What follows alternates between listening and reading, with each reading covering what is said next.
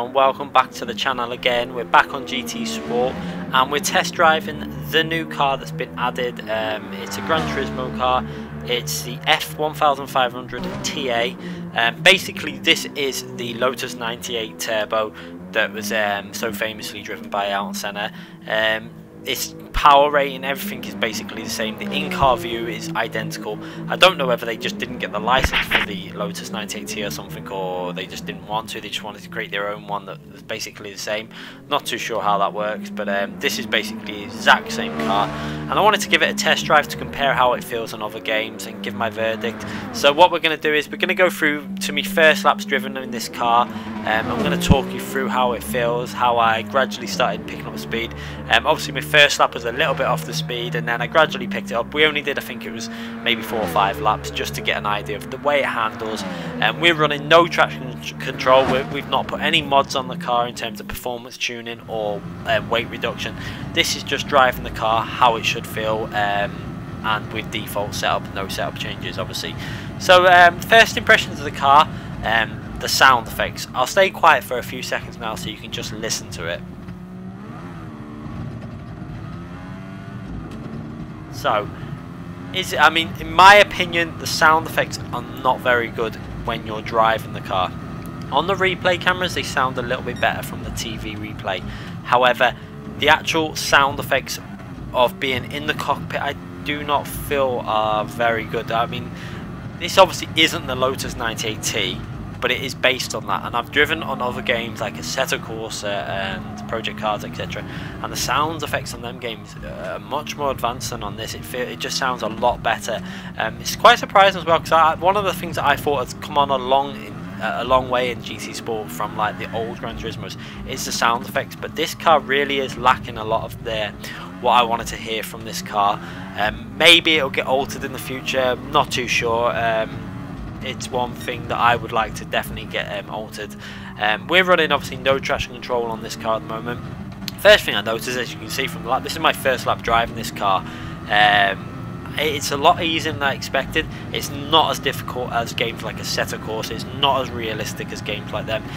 But it's obviously a lot of fun still, which is what they obviously wanted to do. They wanted to give you the sense of driving this car, but still make it fun to drive and still drivable. I mean, I'm using no traction control and not really having much of an issue with the acceleration. It does take a little bit of getting used to in terms of the gear changes. Obviously this is such a big turbo. It's only a 1.5 litre engine, I think it is, or something like that, and a massive turbo on it, and the turbo lag is quite severe. You really do need to start thinking about accelerating before, like maybe a second before you'd actually do it in a normally aspirated car. So you're like coming out of the corner and then you're basically accelerating way before you actually think than you actually need to. If you have a little look on my inputs now in terms of accelerating, you're going to see it coming out of some corner. So you can see now, so I'm going to start slowly accelerating there and then on early. It's a little bit early than what you actually would, but you need to be careful not to do it too early, because obviously this car's got a lot of power and it might just spin you off. I didn't actually lose control of this on my first ever laps driving this, which is probably not, which basically shows you that it's not the most realistic version of the car, because I guarantee you if I went on a Assetto Corsa and just started driving this car and tried to push it for 5 or 6 laps, I guarantee you I wouldn't last them 6 laps without having a big spin.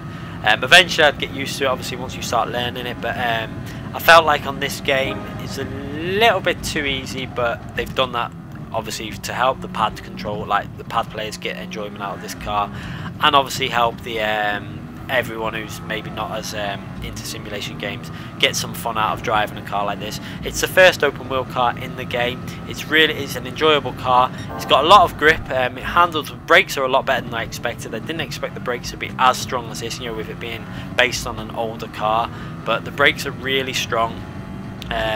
You know, maybe it's like using more modern brakes, I'm not too sure, but it really does stop very well without locking up as well.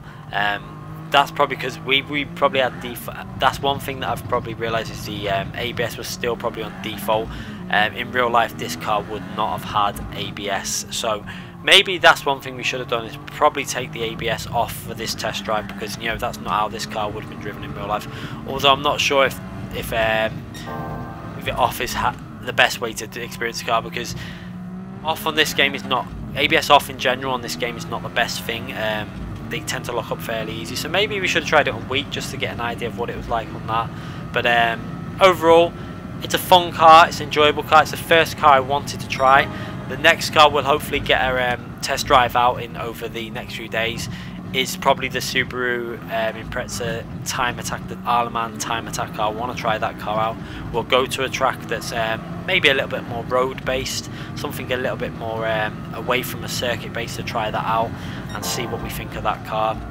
But this car, as you can see, we're slowly increasing. Our lap started off at, I think it was a 19.6, then an 18.8, and then a 17.8. You can see we were just slowly increasing our speed and getting more used to the car, getting used to where you're changing gears, well, the right point. There's a point with the revs where, obviously with the turbo, if you go too far it slows you down, but then too early and you've got too much input, sorry, not input lag, turbo lag, that slows you down. So it is really a car that you've got to get used to driving, and I did start really getting into this car.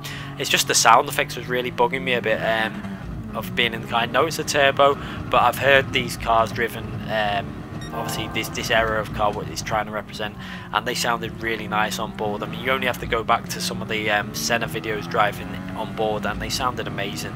This doesn't really give a good idea of that, I think, and could do with a few improvements in that area. But the drive is really fun. It's a fun car to drive. You can see there another improvement on lap 4, 17.4. We were just slowly working our way and getting used to the car, and then this lap I think was our fastest lap as well. We'll go through this lap now. So accelerating now into 4th gear, accelerating out of the corner, then we're going to come up to the 100 board on the right hand side. We're going to break down into 2nd gear, you're going to see now. So braking at the 100 board, down into 2nd gear, try and clip that apex there nice and early, get on the power into 3rd gear, accelerating out the corner now into 4th gear, making sure we're getting them turbo lag points perfect, then down into 3rd gear for this right hander now. You see there on the power early, trying to just be careful not to put too much power, the rear doesn't slide.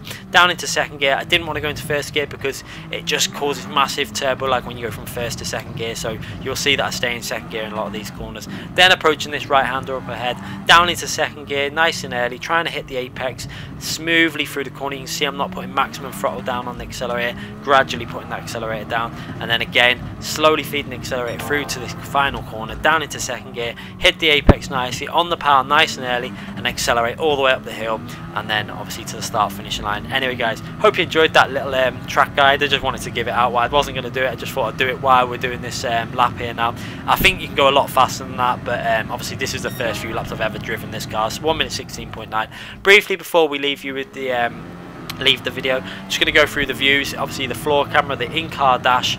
The next view I was a little bit disappointed with. It's the bumper view. When you're driving it you do actually see the front wing, but I was expecting a T-bar camera. I really wanted to see a T-bar camera for this car, but it wasn't in the game. A little bit disappointing. There's the chase camera that you're going to be racing with when using that camera. Car feels about the right proportions, to be fair. It seems fairly like realistic in terms of the dimensions. I know on some games you get on and the dimensions don't seem right on some of the open wheel cars because they seem a little bit too small, but this seems to be, I've got it pretty much spot on there. Anyway guys, I'll leave a replay of the fastest lap I did, so you can have a little listen to the sound effects when driving on the TV replay cameras. Make sure you give this video a thumbs up if you enjoyed it. If you haven't subscribed already, make sure you give myself a subscription if you want to, and obviously hit that notification button so you do not miss any of my videos. We'll be back with more Project Cars 2, Assetto Corsa and GT Sport very soon. Thanks again for watching.